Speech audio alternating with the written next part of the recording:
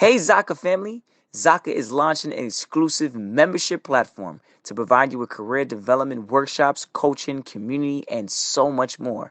Go to ZakaConnect.com and sign up to receive information on how to access early registration and perks.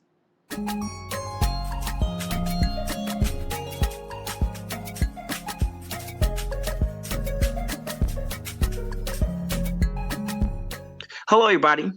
This is Paul Herman, the Prince of Motivation and host of Zaka Presents My Journey. We're creating this vulnerable and positive platform. You can get inspired and motivated from different leaders from our community. Today, our guest is Sharnell Delmohammed, who is VP, Diversity, Equity, and Inclusion Lead, HBCU Student Development at JP Morgan. Sharnell, welcome to the show. Hi, thank you for having me. It's a pleasure to be here. The pleasure is all ours. I know we have a lot of things in common and some things I want to dive in and hear a little bit more about your journey.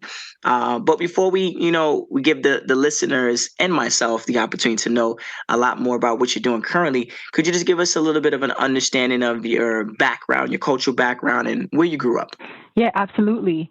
So I am from the beautiful island of Jamaica. Wagwan. Yeah, don't know, sister. Big up yourself. And I truly don't mean, just my parents are from there. Like I was born and bred there, born and raised in Jamaica. I spent most of my formative years in Jamaica until I migrated to the U.S. at 11 years old with my mom. I grew up in a rural community, a very close-knit neighborhood called Almond Hill, which is in the parish of St. Catherine.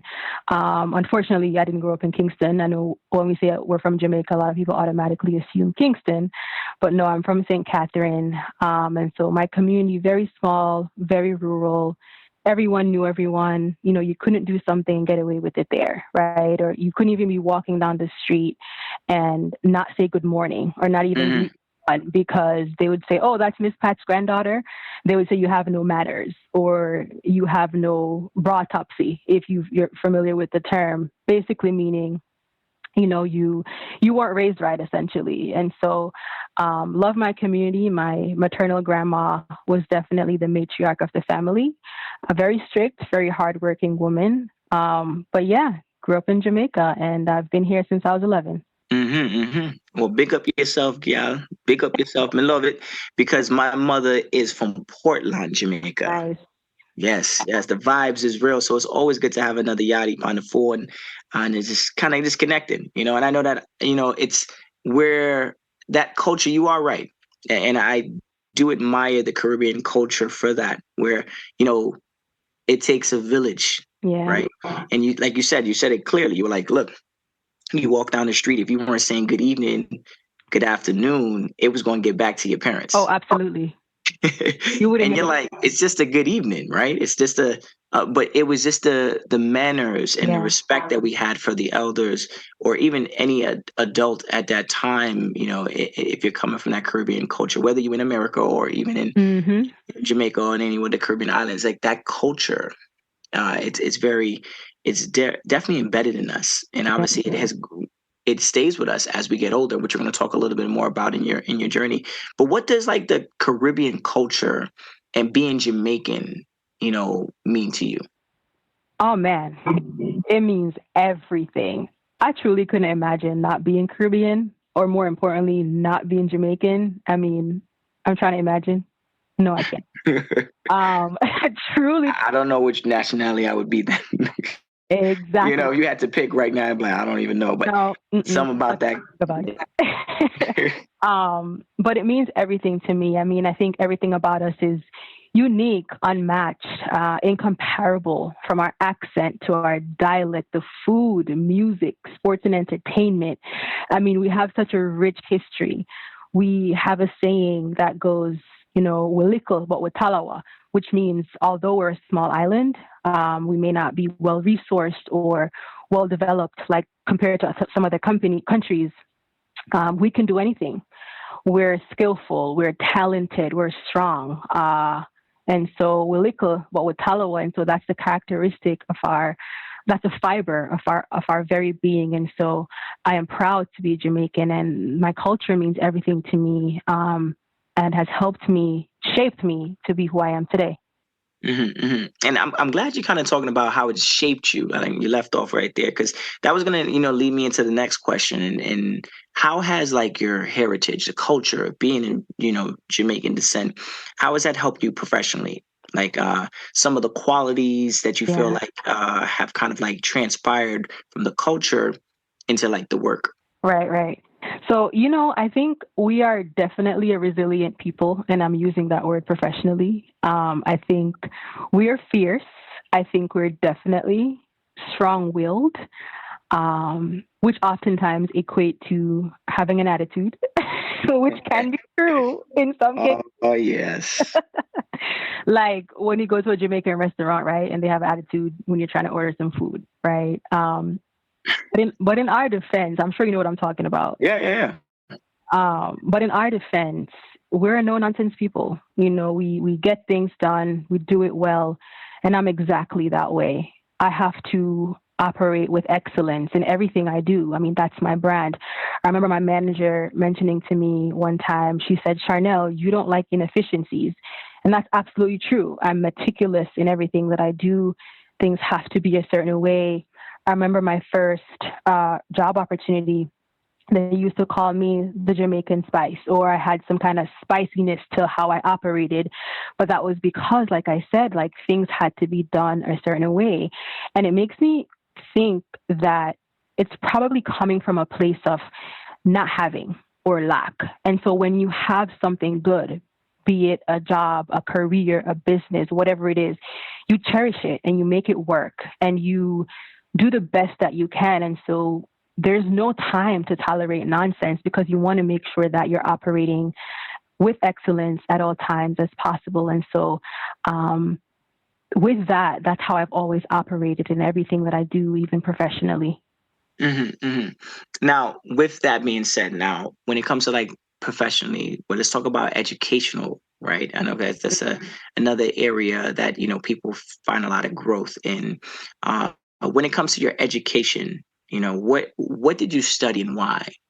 Yeah. So let me start by, how even all started in the U.S. So, I mean, I came here, started the sixth grade here, went to Renaissance Middle School or IS 192 in Hollis, Queens, graduated third place. And I remember, I was like the student of the month every single month when I first came from Jamaica because a lot of things we were learning at the time in middle school, we already learned that in Jamaica, right? So I was Hmm. in with this advanced knowledge, operating at a higher level, just because of things I learned already in Jamaica. So I started middle school here, then I went to high school. I went to Hillcrest High School in Jamaica, Queens, graduated top 10 percentile. I did everything. I mean, I was student government president, I did track and field, you name it. Hmm. And then after that, I went to City College for a year, but then I transferred into Fordham University, the Lincoln Center campus, because I didn't have that dorming experience. I was commuting from Queens, but I was blessed to be able to go to Fordham. That was actually on the UN's website, the United Nations, and I actually had a dream to work at the UN. Don't ask me how or why. But Fordham was my dream school. So I transferred into Fordham from City College after a year and I finished off my undergraduate career at Fordham and I pursued a bachelor's in urban studies. And it's interesting because working at a bank, they always ask me, well, why? And personally, I just liked the classes that they were offering. I was so concerned and perturbed with the inequities in education. And my focus was urban education. And so a lot of the classes were around urban economics, urban planning, urban politics, urban education. And so I wanted to get that under my belt because I knew at some point in my career, I would do something with students or student development. And so I thought urban studies was like a good fit for my undergraduate career. And then I took a year off after I graduated undergrad. I wasn't sure what I wanted to do next, but I knew I wanted to level up and get my master's. So I took that year off, had some fun, traveled. I did some research, and then I was able to come across the program at NYU, their master's in public administration program at NYU Wagner. And so that's what I pursued for my graduate career. And it was a particular specialization in social impact, innovation, and investment. And that's where I started to learn a lot more about public-private partnerships and how they provide resources and opportunities for workforce development, especially around students. And personally, I've been a beneficiary of a lot of different early career programs. I believe in them. I think they work. And so I wanted to further my study into ecosystems and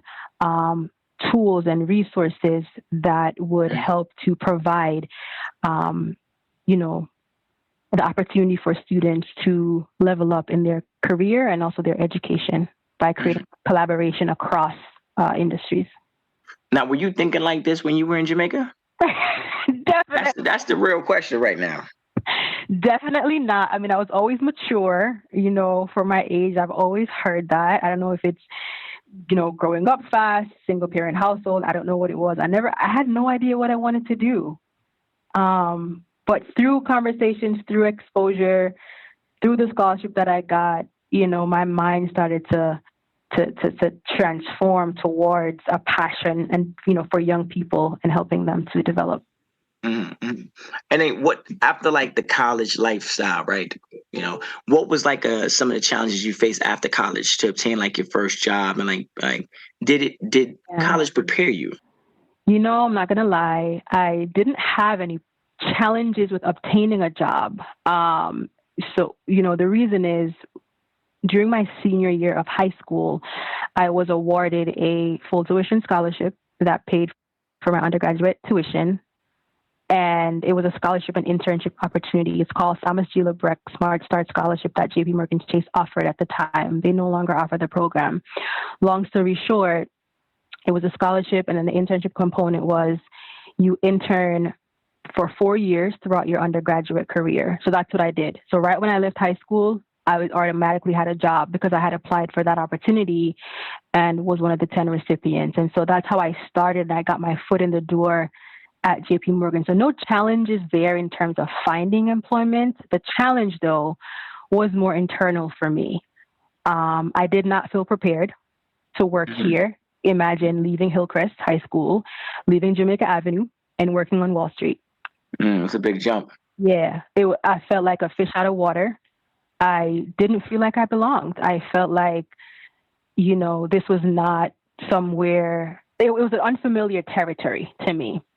And I sized myself up. I compared myself to the other students who were part of the program. I remember the scholarship application was twofold. It was you apply, but then you get selected for an interview. And I remember during the interview phase, they'd sent out the list of students who were being interviewed for the opportunity. Now, this was a senior in high school, right? And when I looked at that list, I saw specialized high schools. Now, Hillcrest was not one of them, okay? When I think about Hillcrest, it's like, why is that even on the list? How did that even come to be? And so even from the interview phase for the scholarship and internship opportunity, I didn't even feel like I belonged.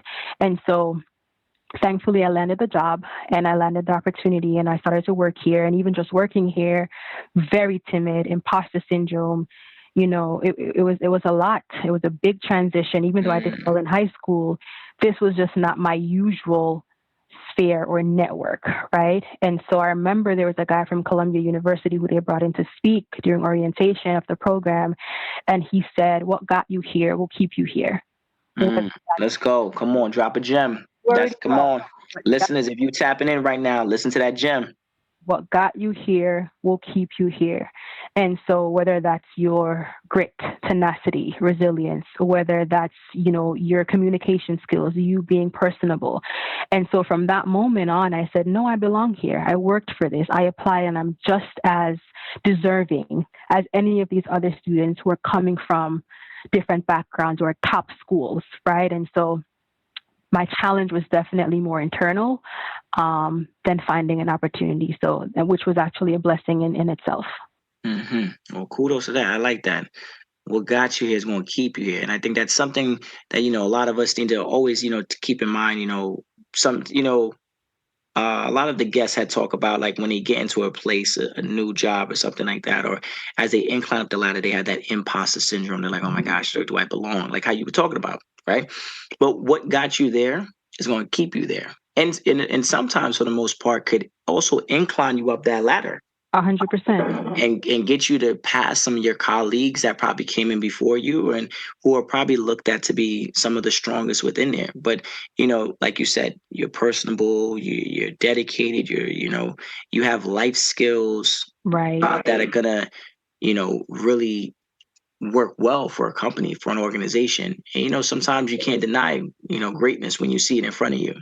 Right. That's true.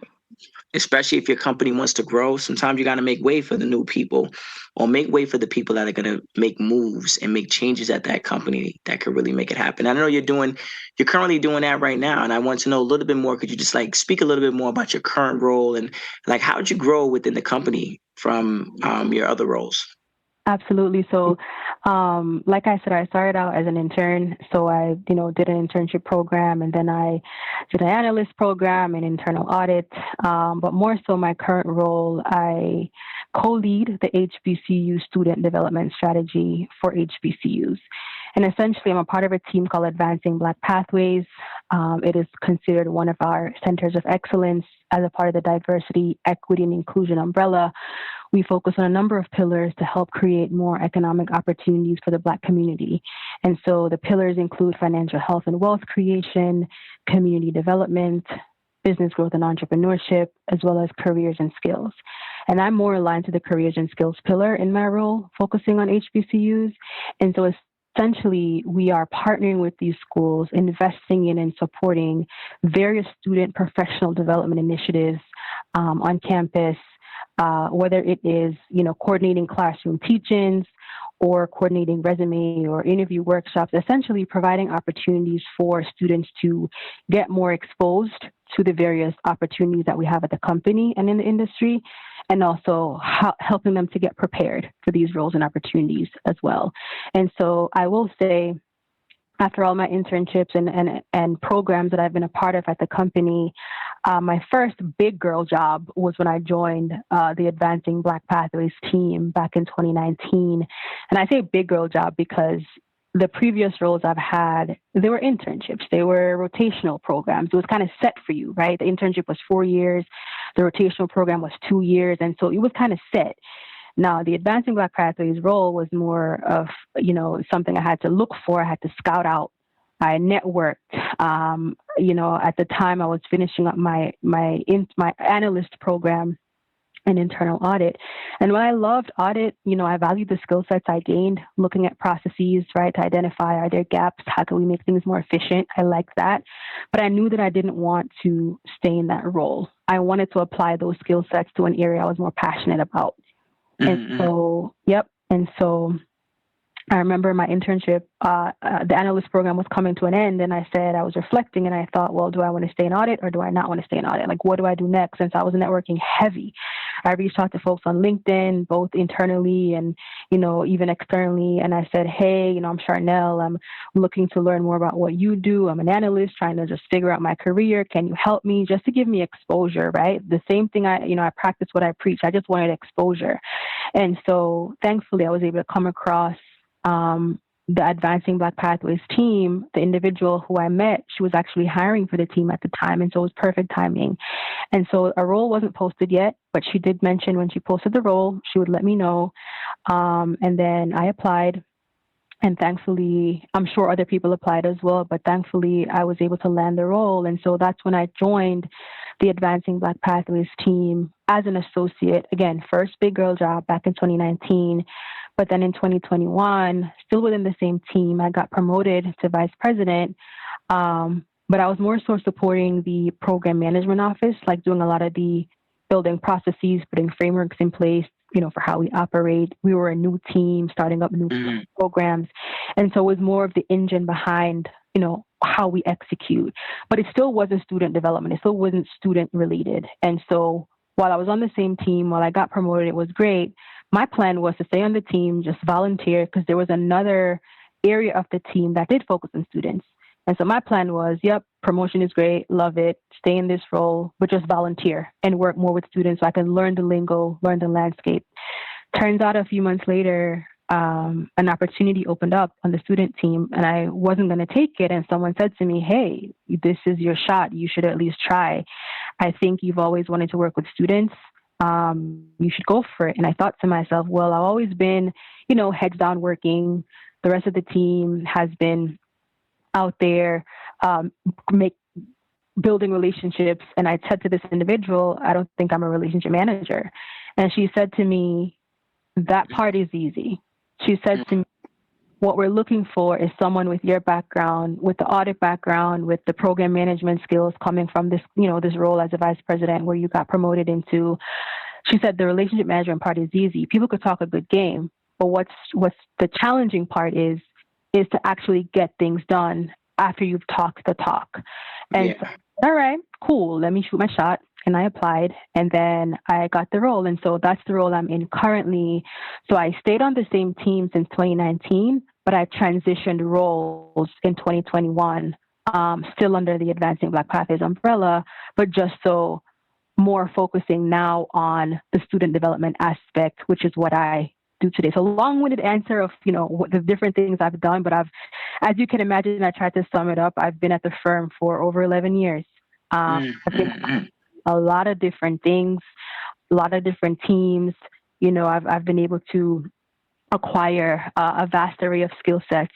And I will tell you that even though I've had a number of different roles, they all built on each other, and they all led to the next thing. And so I don't discount or devalue the previous roles I've had, even though they might not have been in the same field, working with students as I so desired since day one.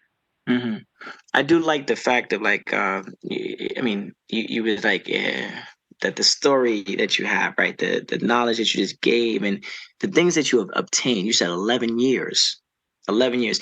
And it wasn't like you stayed in one place. Right. You moved around, and I feel like you become more of an asset at an organization or a company, or even of value to yourself, like as a person. Right. To bounce around, and not just bounce around because you're trying to look for a check or you're looking for a next opportunity, but bounce around to get that information and to challenge yourself. Right. Like you said, you had to shoot your shot. You got the opportunity and you ran within it. And I know you had to be vulnerable at times. And I know you were definitely scared at times to really pull up and make these things happen.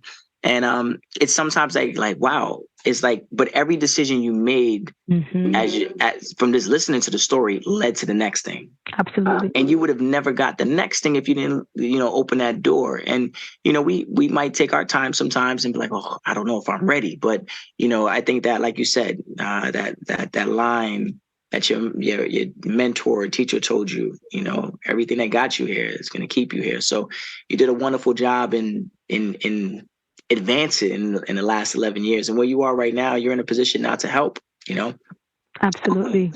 Several of our guests that have gone on our podcast, spoke a lot about the value now of, DEI, within an enterprise. Like, why do you think it's valuable for an enterprise or for employees? Yeah. And, I don't understand companies that don't take DEI seriously. I truly believe that the people are our greatest asset. I mean, think about it, right? Like, what are companies made primarily of? People. Yeah. Like, who are producing the outputs and the outcomes? Unless we're talking about 2024 now, it's all AI, girl. Listen, I had to throw that out there real quick, for the. Listen, I know there's AI, I know there's robots. Until the office completely. But I'm with you. It consists of people. The people. It's the people. People are at the very core of everything that we do, and they are the brains behind the AI, right? And until we still have people. And so in order for people to function at their best, they have to feel safe, welcomed, valued, included, worthy. And so in order for us to have productive outputs from people, the environment has to make sense for them to operate within. And so we have to create those spaces for people to feel seen, heard, and included, like I mentioned before. There are no two people that are the same, not even identical twins, right? Which tells me that differences are inevitable. and therefore they should be celebrated and embraced. So the world is diverse, which means the clients, the customers, the beneficiaries, the communities that we serve are diverse. And so if you want to hamper the growth, the development, and the advancement of an organization, then don't embrace DEI. But on the flip side, if you want to grow, develop, and advance your company or organization, then embrace DEI. I think that's the logical and human thing to do. Diversity in thought, people, all of the above will contribute to having a more successful organization that leads to grow. I mean, it's definitely a lot to take on sometimes, it's a lot of individuals you gotta, take into consideration, you gotta take in, like you said, it's the people, right? And there's a lot of conversations that need to happen in order to make that really like sit well and like really like actually work. And I think sometimes people just get a little nervous, to have those conversations, especially when they don't have similarities, when they don't have those connections. But everyone's different, right? And I think that's, like you said, that's unique. That's beautiful. I want to learn from the person who doesn't do what I do, and I hope they want to learn from me as well, right? So just having that, I think, like you said, every company, it's important. It's got to be in the forefront. But sometimes people put money in the forefront versus that. Which only gets you so far, right? That is correct. That is correct. But then there's people like ourselves and yourself, like who are on the ground level, making things like that happen and showcasing why it is important. And I think that as over time, it'll start to develop and grow a lot more within more of the companies and the surrounding companies around you and stuff. You're just talking to you, like there's a lot of great attributes that you have within your life, from things that you do currently at your job, the transition from role to role. But like, I know you're passionate about your career, but like outside of your career, like what else are you passionate about? You mean aside from like sleeping, shopping, and watching Netflix?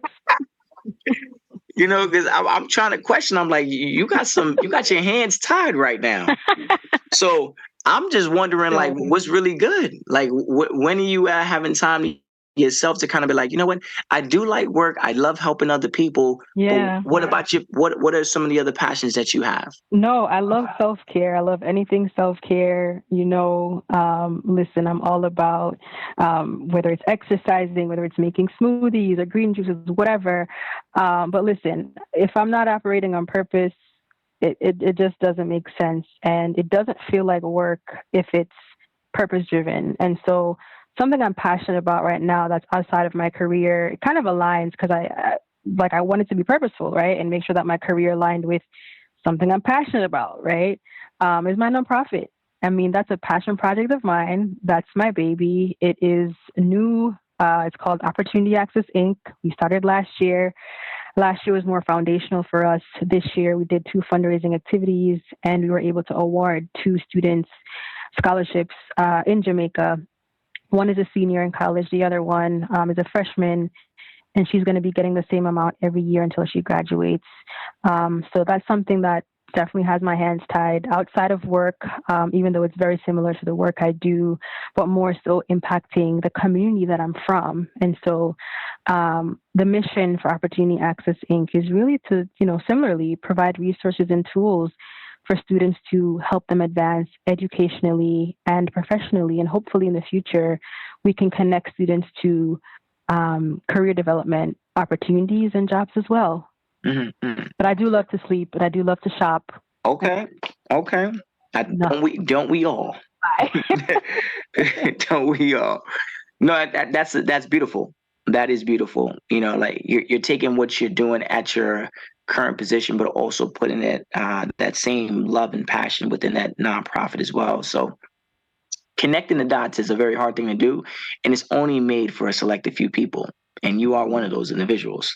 I think you have a calling, and I definitely feel like you're leaning into it and really making sure that you like really fully engage and actually like live up to it. And it's not like, oh, I'm just gonna do it in the office, and when I'm out of the office, I can care less about it. It's like, no, no, no. It's a part of my lifestyle. It's a part of Yeah, my culture. So that's it. thank you for adapting that and putting that a part of it. And I know a lot of our listeners listen in or be like, you know what? Maybe I need to start applying myself a little bit more and applying what I love everywhere I go versus just doing it in the 4 or 5 hours I have in a day for it. So kudos to you Thank again. you. Kudos. Thank you. You were just a very empowering individual. Thank you. I thank God. I think something that definitely changed my outlook on life was my Mm, personal experiences in high school when I mentioned that scholarship. And so, a really quick story how I came about that scholarship. There was a student in my class. She came into class one day and she said to me, "Oh, my mom thought about you. You should apply for this scholarship." Now, her mom knew me. Her mom knew my mom. We're all Jamaican. You already know how that goes. mm-hmm, mm-hmm. Right. But at the time, as a high school senior, I was applying to so many scholarships, but I didn't even get any one of them. Right. Faculty wrote letters of recommendation. I was doing well, but I still didn't get any of the scholarships. And this was the only one I got. And you know what I thought to myself? If she didn't tell me about the scholarship, if her mom didn't think about me, I wouldn't have otherwise known. And that actually was a pivotal moment in my career, or just my life in general, that set me on a path that I never even thought about. I mean, working at a bank was never on my radar. Listen, when she gave me the scholarship application, I knew what Chase was, but I didn't know what JP Morgan was. If that made sense, I didn't Mm-hmm. make a connection with the company, the parent company, the holding, nothing. And so because she thought about me and gave that to me, I said to myself, how many other students are out there that are fully equipped, they have potential, they're promising students, but they may not even know what's available to them. And it was that moment onward, I decided to make it my business to be committed to helping other young people chart successful career paths. And it didn't start until really 2021, right? When I got the student specific role. But I knew I had my eyes set on doing something in that realm of connecting students with opportunities, just like how that one individual in my high school, senior year of high school, connected me with an opportunity that I wasn't even on my radar. Mm-hmm, mm-hmm, mm. Okay, okay, I like it. Ooh, the I feel like when you mentioned about the whole, that was one of my next questions to you. Was like, was there like a? It's crazy how you went to it. That was like a pivotal moment in your life, and I'm glad that you dived into that. But given now your experience, your expertise in like cross sector, collaborations. My next thing to you is like, how do you like navigate and like foster, partnerships that effectively bridge like the gap between academia and the professional world for students? Yeah, for sure. So, there's this mantra that we typically follow, especially Caribbean folks, right? You go to school, get a good education to get a good job. And now we know that you don't have to go the traditional route to be successful. But for the students that do, for the ones that do, there has to be some sort of system in place to help them navigate to get from point A to point B. And so what's being taught in the classrooms, especially at the college level, needs to be translated to what companies are hiring for.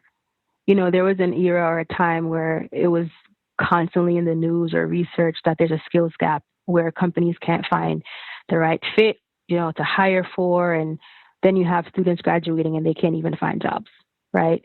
But if you're creating this network of collaboration, cross sector, whether it's educational institutions or corporations, people are hiring, whatever it is, then you start to bridge that gap between education and employment, right? And so a lot of the work I do, what I see work is that, a lot of professors invite employers to come in and help with their curriculum design, or teach the classroom. Again, trying to bring in real world experience to the class so that students can understand, hey, what I'm learning actually translates to this career field or actually translates to this type of job. And so there's always a need to kind of bridge that gap between education and employment. But it really starts with really creating those connections between those who are hiring and those who are preparing students for the real world. You cannot prepare students for the real world if the multiple sectors aren't talking to each other, right? And so I think that definitely matters. And so partnering with career services, the student organizations, partnering with different deans on campuses, supporting existing programs that are built to support students' professional development, supporting those, amplifying those, rather than necessarily creating new, those are the things that matters to really help build that gap, bridge that gap between academia and professionalism. And how do you approach the challenge of ensuring that the students from diverse backgrounds receive, the equal opportunities for professional development and career advancement? Listen, exposure. You've heard, I agree. A lot of times, exposure and preparedness. A lot of students from our communities, they probably don't even know what exists or what's possible or what's accessible to them, especially certain fields or roles that's been exclusive to certain demographics or certain populations, right? There are a lot of names, whether it's a company name or a job or a role that's not a common household name. I think in our culture as well, there's certain jobs or professions that are more glorified than others, like being a doctor or being a lawyer.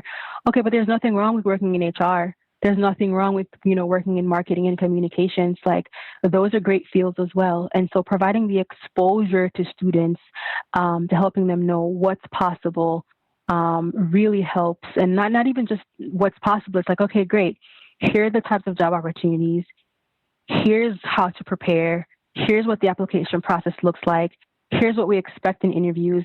Here's how you can win, in this particular, if you decide to pursue this particular opportunity. And so giving them that access can really help level the playing field, especially among our HBCU students. And what advice would you offer, to organizations seeking to create, that type of framework?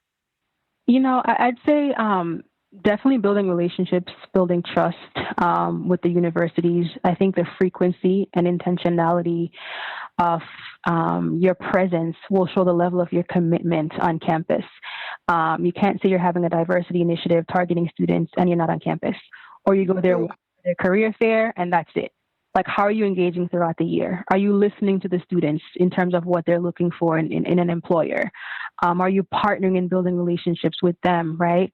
And so those are the things that matter, really building trust, being intentional, and being committed to the work, and letting them know that you're not just trying to meet a diversity quota, but you're actually trying to invest in the sustainability of the HBCU itself, as well as providing opportunities for their students. And if you think about it, the society is kind of programmed like that. They put things into calendars and say, look, once a year, we're going to focus on breast cancer. Obviously it should be focused on every single day of the week, right? But, they put it in a category, right? Black History Month. It's only in February, right? Right. But the history of African American culture should be celebrated throughout the course of the year. All the time. So some schools, organizations, they're like, okay, well, you know what? If we do 3 events a year, then we fill our quota. Right. Not knowing that if they truly want change, it needs to be something that needs to be talked about, addressed, and worked on weekly, right, monthly, daily, hourly. Right. But, again, it takes up a lot more time, and they try to hire some from within at first. They say, well, you know what, let's just find a couple of people within our own community to actually try to put this together, but then the amount of time and effort, people have to build big, stronger teams, it becomes another job. Yeah, it depends. Like, what is the objective, right? Yeah. Build relationships, or do you just want to hire real quick and that's it? And so just be transparent, because people can see right through you. That's right. Don't waste people's time. Don't make the community, because again, you said it's about the people, which I totally agree with you on. You don't want the people to get their hopes up. Right. And being like, oh, the change is coming. Another promise. That's right. Saying these promises, and companies, they're going to try to do anything to get people to be more productive, if that was the case. Anything to make those individuals, those people who are working hard every single day, oh, we're going to add a little bit more of this. We're going to bring this in. And, it gets people up, hopes up. But then like, oh my gosh, they did something to honor our culture today. You But know, then tomorrow it's not even talked about. right. And I'll add something real quick. Even within our Black community, there's always been a mistrust and a distrust, especially with certain institutions or industries, right? Whether it's banks or healthcare, like we know that. And so to debunk that, if you actually truly want to make, transformational change, you have to build trust within the community because there's always been a mistrust and a distrust. And so to build that trust, the relationship is going to be key and it's going to matter. And it can't be a one and done. You can't just slap money at the problem and it's automatically fixed. You have to be genuine because people can see right through you. True. You are speaking some facts right now. Loving it, Sharnell. Loving it, loving it. That's why I said we have a lot of things in common. When everything you're speaking on right there, I love it. Could you also share like an inspiring success story of a student whose career trajectory was significant, impacted by the strategies and like the programs uh, uh, you've worked on? Yeah. Generally, a lot of the things I do, again, is around professional development, right? Exposure, preparedness, all of that. And so one of the things that's a common thread that I see among a lot of students I encounter, they've shared that they're now thinking about a career field or pathway that, again, wasn't on their radar before. And that to me is a success, right? Because now their horizon has been expanded. And now the limits have been taken off. But I'll share like two quick stories in particular. I remember one student, we funded her program, through the partnership and the relationship that I was able to build. We funded this specific program at a school where students have to go through a series of professional development workshops. I also consulted on the design of the program and, what students should be taught, all that good stuff. And at the end, they would get a certificate and also like a stipend to help with their, tuition and all of that stuff. One student, after she finished it, gave me her certificate of completion. And she just said, thank you. Because if it wasn't for that program, a lot of the skills that she has now, she wouldn't have been able to learn. And she wouldn't have gotten the money that she needed to help with her education. So just that simple gesture, right, of just someone going through a program and she saw the value of that and didn't even want to keep her own certificate. She gave that to me, which I was very surprised. And then another student, this was, just coaching and mentoring. We had several conversations just about career and like I gave her advice and we just talked and I just thought it was just a simple conversation. Months later, she sent me an email just thanking me for the advice that I gave her that I didn't even think was a big deal. And she said to me, keep being the light. And it literally made me cry. I like tears streaming down my face because I just didn't know the impact that I had from just simple conversations I was having with someone that apparently changed her outlook and trajectory. Mm, mm, mm, mm. It's you never know how much you are impacting someone, right? You never know. It could be something. It could be a simple conversation, right? It could be a simple, sentence that you say to them, or just a simple, just sitting down with them and just having, hey, look, everything's gonna be okay, right? We never really know because we don't sometimes know what people are going through, and it's not up to us to know everything, right? Right. But, just know that you definitely have impacted so many other people just like that, and in the work that you do currently and the work that you've been doing over the many years. So I can only imagine the amount of people that feel that same exact way. I thank God. That's the purpose. And again, that's what happened to me, right? That single moment that changed my career path and my outlook. And that's always what I want to do for other people. Let's get it. And when you're doing it for other people, I think it's a lot more meaningful. Absolutely. Yeah. Like I remember, and obviously bringing it back to the culture bar, Marley says, I do it for the people. Right. He says, "My life is not my life without the people." Right. Right. And I never forget that line. When I heard it, I was like, wow, he just, he got all the riches. He's doing his thing. He got music. He got a beautiful family. He's like, nah, my life is not my life without the people. I'm nothing without them. The selfless act. And mind you, this is the musician, right? This is someone who sings, right? It's not the president. But the way he talked about it was it truly was an artist, but Right. definitely a prophet within his own ways. You know, to be like, look, I've reached a level where it's not about anything else but the people. Right. Yeah, so kudos to that. But again, you know where it comes from? The yard. It comes from the yard. Knowing no better than yard.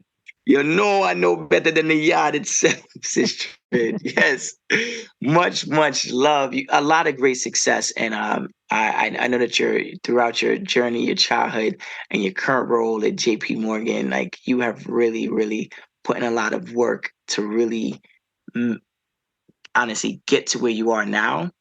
And like we said earlier today in the conversation, I was like, did you ever think you would get here? And you were like, no. You know, so to see you here now, and just imagine there are many more years that you have, you know, Right. whether working at JP Morgan at or with a nonprofit, there's so many more things to accomplish. So any last words you want to share with our listeners? Yeah, I mean, we kind of touched on this earlier. If there's something on your heart that's a burning desire for you to do something that, if you don't do it, you're going to regret it. If you don't do it, you're going to lose sleep. Just do it. If it's impactful, do it. Personally, if I'm not operating in alignment with my God-given purpose, I'm going to be empty. And so that's why I truly believe it's so much in finding your passion, finding your purpose, and operating with that. So, I've been successful, yes, 100%. But it's because I've been operating and my steps have been ordered by God. And so I would say if there's something in your heart that you desire to do, don't delay. Just do it. I like that Nike slogan, right? Just do it. What's holding you back? Just do it. Get it done. You never know whose life you're impacting or changing, or even changing the trajectory of your own. Well, you are doing it and you just did it again, right? Here on the official podcast here for Zaka and my journey. And I just want to say thank you for just taking the time out to just being here, being present, sharing your journey, giving a lot of insight to our listeners of the goods and the bads and it's like where you are currently right now and how much the people in your community means to you. It's something that you have like you mentioned back home, how it takes a community to raise a child. That word community stays with you in your journey. So keep it going because your mentor and your coach said to you before, whatever got you here, it's going to keep you here. And that word community is definitely that word to definitely glue it all together. So kudos to you. Congratulations, Sharnell. And to the listeners, if you want to hear more inspirational stories like Sharnell, please check us out on ZakaConnect.com. Follow our social at Zaka Connect and follow our feed Zaka wherever you listen to your podcasts.